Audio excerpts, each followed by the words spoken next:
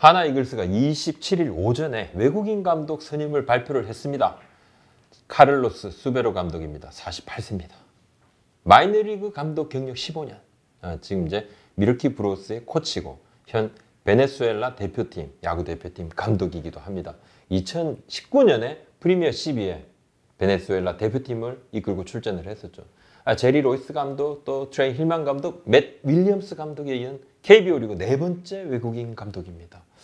앞선 이제 외국인 감독들에 비해서는 경력은 좀 화려하지 못하지만 그래도 이제 마이너리그에서 아주 긴 그런 경험을 쌓은 감독입니다. 수베로 감독이 2009년에 LA 다저스 마이너리그 팀에 있을 당시에 포수 켈리 젠슨 있죠. 그리고 이제 3루수였습니다. 페드로 바에즈 선수, 이 두 선수를 투수 전향을 권한 인물로 유명합니다. 젠슨 선수 같은 경우는 굉장한 마무리로, 또 바에즈 선수도 아주 강력한 세드맨으로도 활동을 했었죠. KBO 리그 팀은 은근히 좀 이름값을 중요시하는 분위기거든요. 근데 하나의 외국인 감독 선임 작업을 이렇게 지켜보면서 타 팀의 관계자들은 이구동성으로 그래도 안전하게 갈 것 같다. 그러면서 메이저리그 감독, 또 감독 대행 정도의 그런 네임밸류 있는 사람을 데려오지 않을까 예상을 했는데 하나가 가고자 하는 지향점은 확실하다. 리빌딩이다. 팀도 리빌딩, 그에 맞는 지도자도 모셔왔다. 좀 이름이 전혀 알려지지 않았던 감독입니다. 수베르 감독이. 그럼 어떻게 이분을 섭외가 됐을까? 알고 보니까 하나에서 뛰었던 비아누에바 선수가 중요한 역할을 했더라고요. 2017년에 비아누에바 선수가 하나에서 뛰었습니다. 지금은 미르키 브루어스의 단장 보좌예요. 스페셜 어시스턴트로 활동 중에 있어요. 네, 한국에 있을 때도 굉장히 스마트한, 메이저리그에서도 굉장히 분명한 성과를 거둔 다음에 한국에 왔었고, 또 이제 한국 문화를 굉장히 존중하는 그런 모습이 좋았습니다. 하나 선수들하고 사이도 굉장히 좋았고, 또 상대를 배려하는 인품으로도 구단 안팎에서 좋은 평가 받았었죠. 네, 메이저리그의 선수 노조 있죠.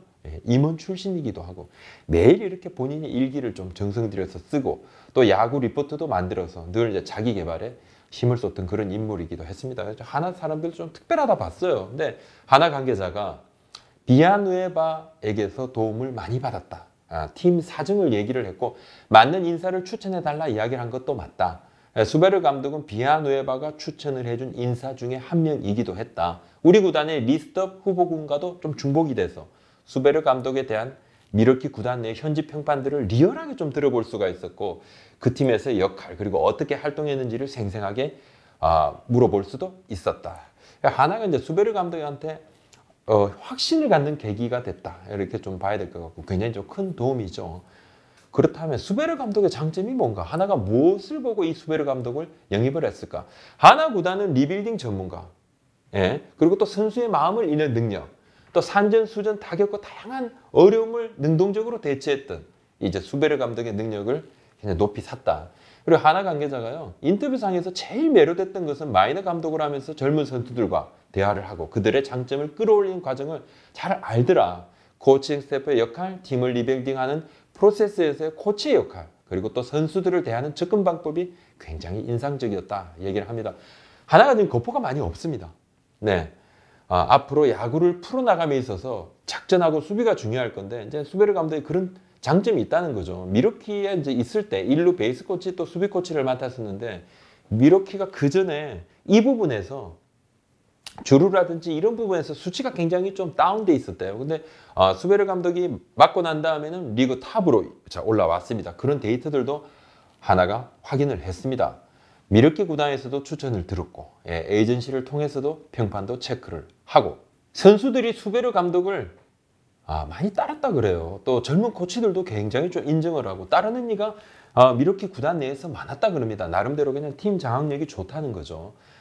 그리고 영어를 잘합니다.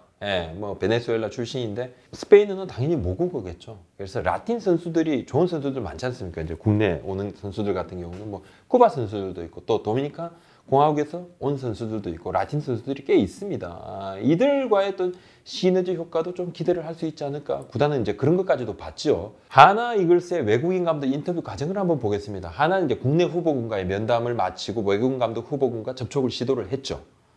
근데 미리 이제 전화 인터뷰 또 화상 인터뷰로 후보군을 접촉을 하고, 이때 후보군들과 대략적인 이제 계약 규모 이런 논의도 했다고 합니다.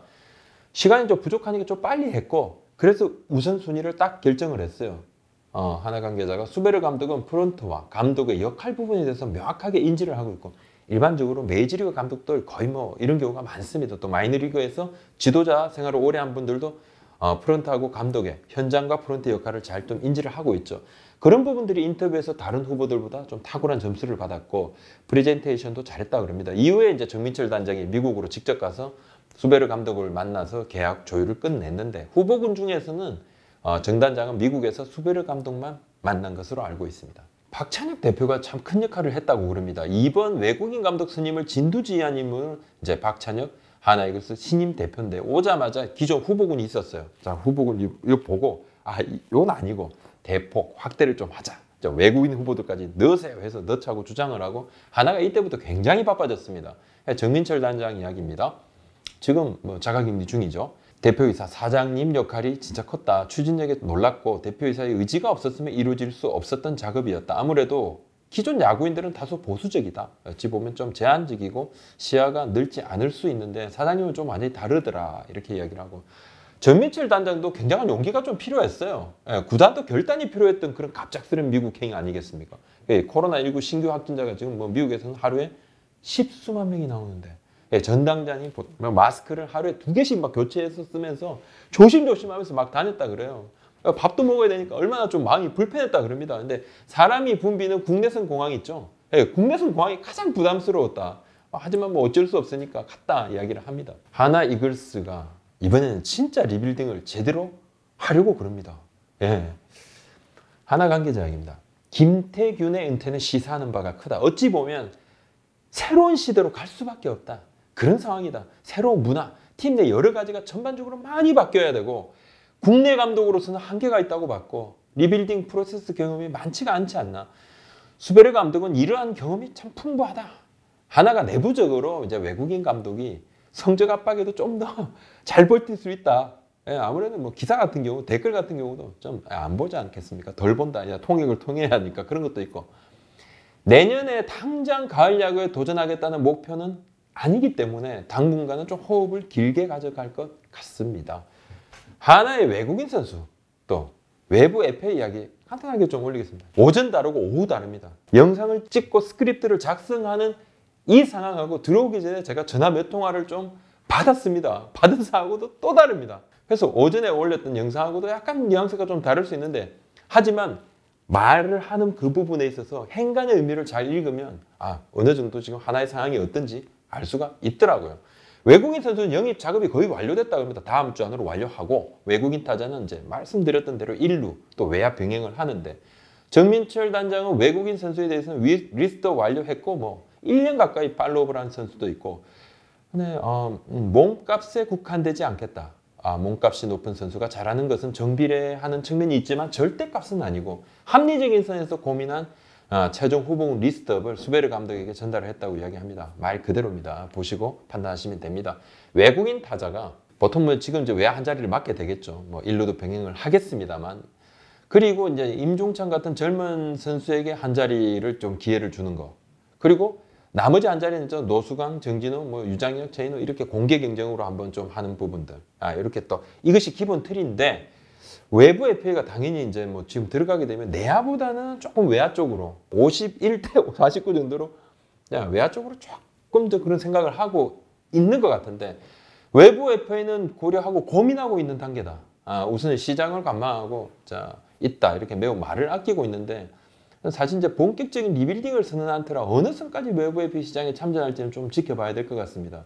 시장 상황을 보면서 검토를 하고 있고 발을 빼진 않겠지만 무조건적이다 이런 단어도 쓰고 있지 않는데 애매모호합니다. 구단 관계자 말 한번 들어보겠습니다. 그럼 들어보면 더 애매모호해지지만 지금은 어느 한 군데 포지션을 바꿔서 효과를 볼 수 있는 상황은 분명 아니다. 뭐 이거 뭐 안 뽑겠다는 이야기인가요? 잘 들어보시죠. 검토는 많이 하고 있다. 지금은 논의 단계로 봐야 한다. 감독을 선임한 상태에서 외국인 선수권부터 먼저 마무리하고 FA를 진행을 한다. 거의 뭐 시작 단계처럼 느껴지는데 정민철 단장은 뭐 지금은 바로 결정할 필요가 없다고 하고 있어요. 적답도 피하고 그러니까 뉘앙스는 합리적인 선에서 보강도 할 수 있다 이 정도입니다. 근데 머니 게임은 일단 선을 그어놨어요. 근데 오늘 수베르 감독의 인터뷰가 나왔는데요. 뭐 일문일답을 보내왔습니다. 구단에서 일무일답을 전체적으로 쫙 뿌린 겁니다. 수베르 감독하고 통화한 것이 아닙니다. 자, 국내 언론이. 근데 여기 보면 앞으로의 3년은 힘든 시간이 될 거다.